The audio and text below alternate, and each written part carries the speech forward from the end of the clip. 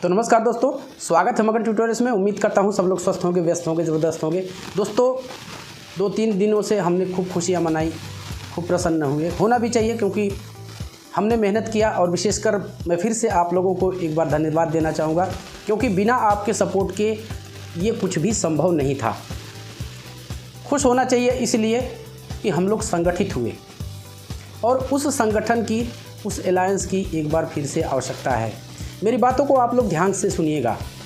आप लोग जानते हैं कि जुलाई में फिर से ट्रांसफ़र पिटीशन की सुनवाई होनी है। इस बीच रिव्यू भी लग गया है, 17 को उसकी सुनवाई है, लेकिन रिव्यू आप लोग जानते हैं ओपन कोर्ट में सुनवाई नहीं होती है, फिर से उसी बेंच में भेजा जाएगा और उसमें इंटरनली कुछ डॉक्यूमेंट्स फाइल रहते हैं और उस पर विचार विमर्श किया जाता है। उसके संबंध में फर्दर अपडेट हम आपको देंगे। लेकिन आज की वीडियो मैं क्यों शूट कर रहा हूँ वो बताना चाहूँगा। रिव्यू चलेगा और कब तक चलेगा उसके संबंध में अभी कोई हम पूर्वानुमान नहीं लगा सकते, लेकिन जो ट्रांसफ़र पिटीशन है इसी से हमें संभावनाएं हैं क्योंकि इसे हम एक बड़ा मामला बना सकते हैं। अब वो कैसे? आप जानते हैं कि केवल उत्तर प्रदेश और बिहार गया है, लेकिन अभी जो भी अन्य राज्य हैं जहां पे इस तरह के मामले हैं, यानी एनआईएस डीएलएड से संबंधित मामले हैं, उन मामलों को भी यहाँ पे लाया जाएगा, यानी माननीय सुप्रीम कोर्ट के अंदर लाया जाएगा।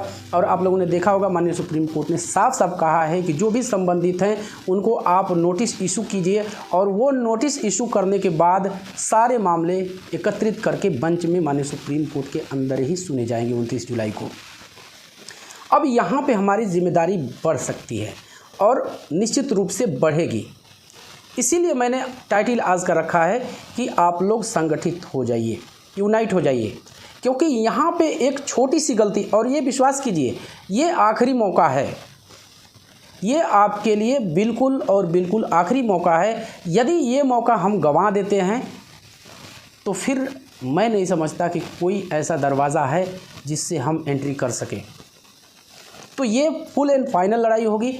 मैं क्यों कह रहा हूँ? क्योंकि एक बार यदि ट्रांसफ़र पिटीशन में फ़ैसला निगेटिव आ गया, फ़ैसला तो पहले ही निगेटिव आ चुका है, लेकिन इसमें इन दलीलों के आधार पे सुनवाई के लिए माननीय सुप्रीम कोर्ट राज़ी हुआ है, क्योंकि कहा गया था कि महोदय अभी बहुत सारे ऐसे रेगुलेशंस हैं, बहुत सारे ऐसी चीज़ें हैं जो छूट गई थी, प्लीज़ आप सुन लीजिए। इसी आधार पे एंट्री मिल गई है। तो अब इसका ये मतलब नहीं है, मैंने शुरू में आपसे कहा कि खुश हो लीजिए, प्रसन्न हो लीजिए, लेकिन जो सबसे बड़ी जिम्मेदारी है, जो सबसे हम कह सकते हैं कि एक मानसिक दबाव का जो समय है वो स्टार्ट होगा जुलाई में। लेकिन इस बीच देखने में ऐसी चीज़ें आ रही हैं कि कहीं न कहीं एक पोलराइजेशन दिखाई दे रहा है।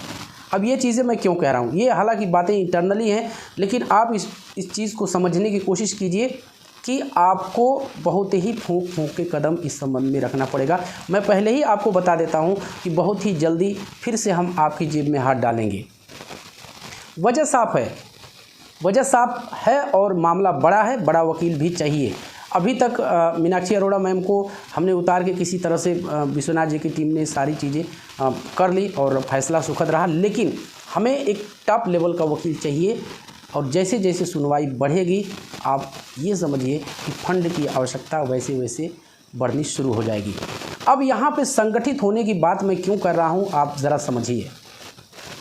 कोई भी एक धड़ा, चाहे विश्वनाथ जी की टीम हो या फिर नंदन सिंह बोहरा सर है, और यहाँ पे सुरेंद्र सिंह बोहरा का भी मैं नाम यहाँ पे लेना चाहूँगा क्योंकि जो टेक्निकल बातें होती हैं ना वो बहुत अच्छी तरह से वो एक्सप्लेन कर पाते हैं। कभी कभार हमें भी कहीं कन्फ्यूजन्स होती है तो हम ज़रूर एक बार सलाह करने की कोशिश करते हैं कि सर यहाँ इस मैटर पे क्या हो सकता है, क्योंकि आप जानते हैं कि बहुत समय तक अब भी वो जो ब्रिज कोर्स वाला मामला है, बीएड ब्रिज कोर्स का, वो लेके सुप्रीम कोर्ट में लंबे समय से लड़ते रहे हैं।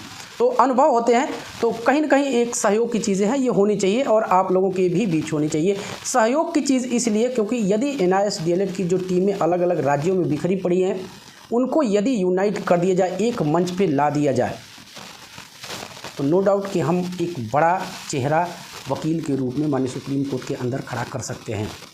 और वो प्रयास इंटीग्रेशन का मैं फिर से करने जा रहा हूं दोस्तों।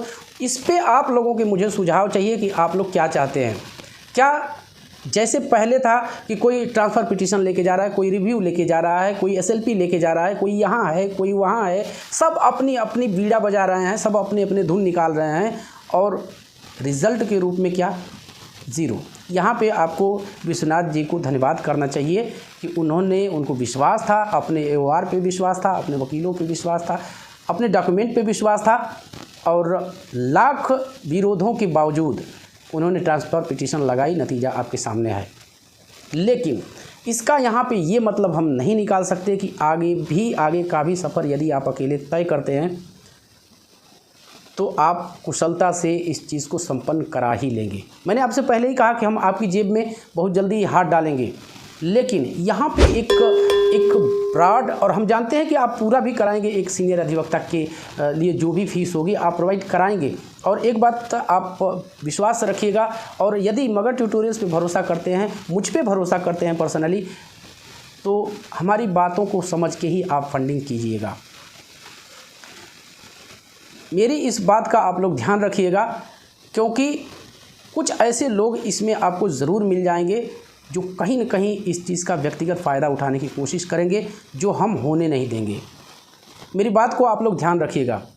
अगर थोड़ा सा भी रंच मात्रा भी यदि आपका पैसा, फंडिंग का पैसा, चंदे का पैसा कोई अपने व्यक्तिगत हित में यूज़ करने की कोशिश किया, तो हम वो हरगिज़ नहीं होने देंगे, क्योंकि जितने भी बच्चों ने फंडिंग किया है वो मेरे कहने पे किया है, और वो चीज़ NIST DLED के भले के लिए खर्च होनी ही चाहिए। इसीलिए हम पर्सनली इस चीज़ को इस्टेब्लिश करते हैं कि जो भी फंडिंग हो रही है उसका स्टेटमेंट समय समय पे चैनल पे आके जारी किया जाए। और विश्वनाथ जी के बारे में इस तरह की चीज़ें कहना भी कहीं ना कहीं एक गलत हो जाएगा कि ईमानदारी के रूप में उन पे कोई शक किया जा सकता है। तो आप लोग फंडिंग जब किया जाएगा आपको पता चल जाएगा, लेकिन फंडिंग आपको कैसे करनी है, कहाँ करनी है, वो हम आपको बताएंगे, और उस फंडिंग का विश्वास कीजिए सही यूज़ हम करवाएंगे। अब यहाँ पे एक चेहरा और है पटना से, आप लोग जानते हैं पप्पू सर को, और पप्पू सर को यहाँ पे अंडर एस्टिमेट नहीं किया जा सकता। मैंने आपसे पहले इंटीग्रेशन की बात की कि हम इंटीग्रेशन का प्रयास फिर से करने जा रहे हैं। अभी थोड़ा सा समय है 29 जुलाई में आने में, उससे पहले यदि ये काम हो जाता इंटीग्रेशन का, कहीं न कहीं एक समन्वय बन जाता, तो ये बहुत अच्छा होता। और एक टॉप जैसे मुकुल रोहतगी को पप्पू सर ने उतारा था, उस फैसले की मैंने खुद अपने चैनल पे पानी पी के आलोचना की। ये नहीं होना चाहिए था, लेकिन अभी क्या, सारे झगड़े भूल के आपको एक मंच पे आना चाहिए। और जहाँ तक उनकी हम बात करें, विश्वनाथ जी ने खुद मुझसे बताया था कि जो 50,000 उन्होंने कहा था, उन्होंने ट्रांसफ़र किया उनको, यानी उनको प्राप्त हो गया है। तो केवल 50,000 से काम नहीं चलेगा, बल्कि यदि इस तरह का इंटीग्रेशन बन जाए तो पप्पू सर भी फंडिंग वहाँ से, अपने यहाँ से अच्छी फंडिंग एकत्रित कर सकते हैं। और हम समझते हैं कि वो भी ज़रूर चाहेंगे कि NIST DLED का केस जो है वो, उसका नतीजा पॉजिटिव रहे, हमारे पक्ष में रहे। तो इस तरह का प्रयास दोस्तों हम फिर से करने जा रहे हैं। जो भी शख्स NIST DLED के अपोज में जाएगा, अपने व्यक्तिगत हित के चक्कर में पड़ता है, तो हम उसका कतई सपोर्ट नहीं करेंगे और ना ही उसको हम फंडिंग होने देंगे। इतना आप भरोसा रखिएगा। ये प्रयास हम आगे जारी रखेंगे, और जो भी इस तरह की चीज़ें मैंने जैसा कि कहा, नंदन सिंह बोहरा सर भी हैं, वो भी धीरे धीरे अब एक्टिव हो चुके हैं।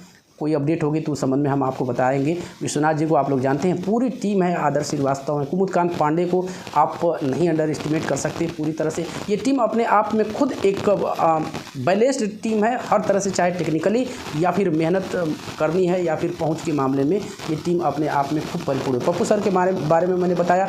मैं फिर से ये कहता हूँ, किसी तरह का झगड़ा और मतभेद नहीं है, केवल एक मनमुटाव है, वो भूल करके और एक मंच पर ज़रूर आना चाहिए। और पप्पू सर को थोड़ा समय कम मिलता है मगध ट्यूटोरियल्स पे देने के लिए, शायद कहीं बिजी रहते हैं, तो चलिए भविष्य में वो सारी चीज़ें हम देखेंगे। लेकिन अभी यहाँ पे संगठित होने की ज़रूरत है दोस्तों, और आपको भी संगठित होने की ज़रूरत है। आपका सिर्फ जिम्मेदारी अपने तक नहीं है कि हमने, ठीक है, हमने फंडिंग कर दिया, हमने सपोर्ट कर दिया तो हमारा काम ख़त्म हो गया। आपको एक लोग को कम से कम अपने साथ 10 लोगों को जोड़ना है, और न सिर्फ जोड़ना है, आपको उनसे फंडिंग भी करवानी है।